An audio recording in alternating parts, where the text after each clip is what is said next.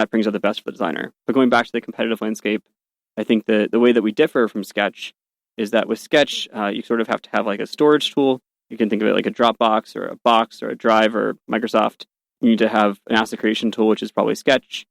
You're doing something with prototyping, perhaps you're using InVision or Framer or Flinto or Principal or one of the many prototyping tools there are out there. You probably have to have something for developer handoff. So maybe you're using Zeppelin or Avocode. You're using something for version control like Abstract or Plant. There's sort of this big suite of tools you have to sort of duct tape together in this constant dance where things are syncing between different systems.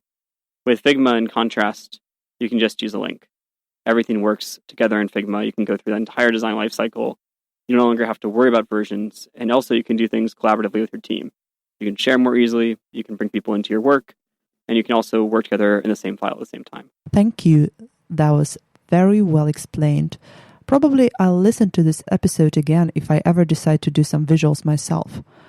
Nowadays, Figma has quite a history, but originally, would you consider yourself a startup? Oh, what's the difference for you? What's the difference for you? Well, I think startups are all about growth, right? So I think mostly, startups should still be a business. And so when I think of the phases of a company, I think most companies have a growth phase where they're trying to find product market fit. Once they find it and achieve that, then they're trying to scale it. And then at some point, growth starts to plateau. You're not growing as fast. That's when I think you become more of a classical company with that scale. At Figma stage, we're growing at a pretty amazing rate right now, and it's really incredible to be having that experience where our team is doubling every year, and we're getting to meet amazing people all over the world like yourselves. And I feel very lucky to be in that phase of the company, but I would definitely classify as a startup right now. Speaking of growth, where do you see yourselves in, say, 5 years? Well, our vision for the company is to make design accessible to everyone. And if we're able to accomplish that vision, I hope that not only will designers be able to use our tool, but also all the people they're bringing into the tool will be able to visually communicate with Figma as well. And I think that takes a lot of different forms. And I think that we have a lot of work ahead of us to make the product simple enough for everyone to use, and also to create the networked resources that people can use both in their organizations, but also even if you're not part of an organization, how do you tap into this network of resources so that you don't get started on Figma without having to draw everything from scratch yourself? I think it's the true way to make it so that design is scalable. Do you think that visiting events like Slush is not only about meeting great people, but also help to grow your company and learn new things? Absolutely. Because so many of our users, 81% of our weekly active users, are outside the United States, it's really important for us to be able to connect with audiences across the world and also to understand their unique needs. So, for example, even the night before Slush, I had a great time at our meetup in Helsinki where we were able to connect with local designers and talk with them about the challenges they're facing, which honestly are a bit different than other places. A lot of them are in agencies and they're trying to convince larger enterprise clients, for example, to use Figma. And we need to be able to give them materials that help them make that case. That's not something that I had heard as much from other companies, but that's something I can now take back to my team and go work on. I think another benefit of Slush for me is just the chance to start to create more of that community in Europe and to bring people together. The more that we can do that and create those physical communities, the more that we can also bring that community into the digital space. That's really the next step for Figma, is creating this community online where people can kind of come together and share resources in a way that's licensed appropriately, such that others can use them and effectively create this digital commons where we can actually start to achieve open source design.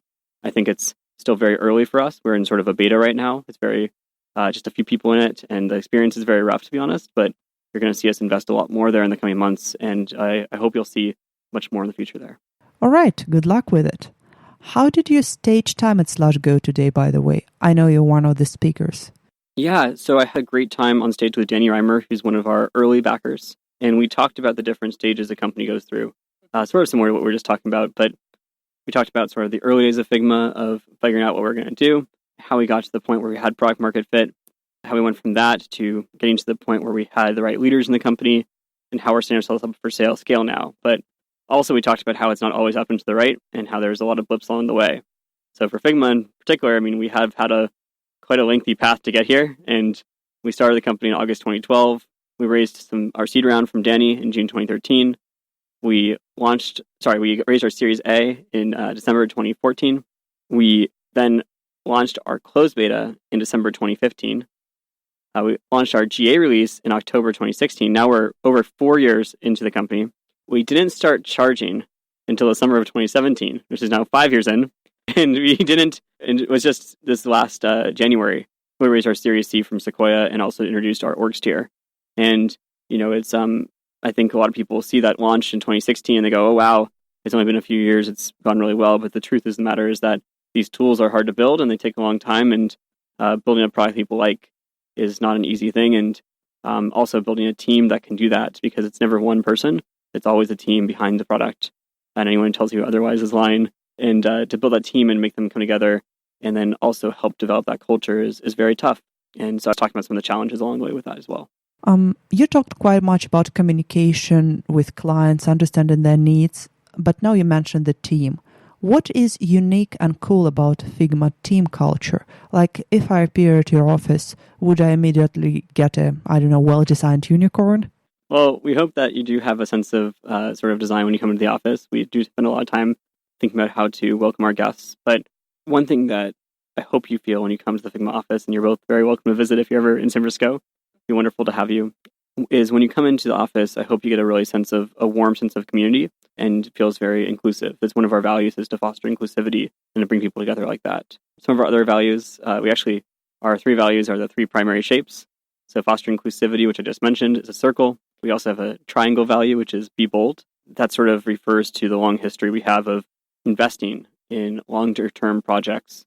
And that's really what has moved the company forward. And so we want to make sure that we incentivize people and promote projects that will do that for us going forward as well. And finally, our 3rd value is a square, have fun. And I think the way that we think about that is, if you look back and you haven't had a good time at work, why are we all here in the first place? We want to make sure that people are able to bring that sense of levity to the office and enjoy being together.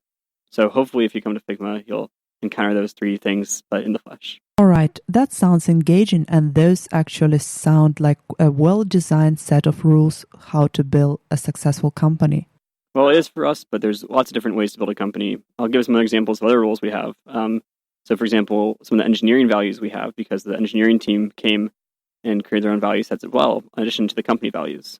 And some of the rules and values they promoted, one of them, for example, is craftsmanship, which is really important for a design tool. Not only do we need to make sure that we show a level of detail and care in everything we do while still shipping, but we have to make sure that the service is up, that people all around the world, especially in developing nations, are using our free tier to put money on the table and to put food on the table, and that capital actually helps them quite a bit. If our service goes down, some people might not be able to make a client data line and actually won't be able to put food on the table for their family. In contrast, Facebook, for example, has a value around move fast and break things. That's not our value at Figma, and people that are looking for that wouldn't be happy in our culture. Thank you very much, Dylan, for having time for this interview. Thank you so much for having me.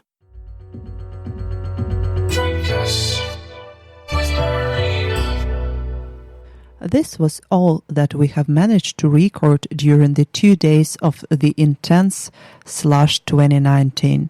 Thank you, all of our guests, and I hope that you, my dear listeners, got some interesting conversations to listen to. On behalf of Tribecast team, I wish you a great weekend. Listen to us, send us messages on Twitter, and stay warm and tuned.